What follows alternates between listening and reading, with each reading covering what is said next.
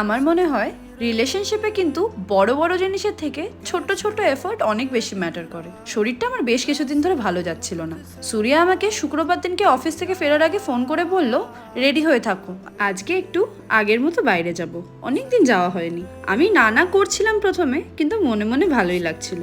Ready teddy হয়ে আমরা কিন্তু চলে গেলাম জিএসএম মলে। ওখানে গিয়ে অনেকদিন পর কেএফসি খেলাম আর সুরিয়ার খুব পছন্দের ম্যাকডির ব্রাউনি সানডে খেলাম। তারপরে হঠাৎ সুরিয়া আমাকে বলছে, তাড়াতাড়ি খাও, আমাদের মুভি আছে। সুরিয়া একদিন আগে থেকে মুভির টিকিট কেটে রেখেছিল আমাকে সারপ্রাইজ দেবে বলে।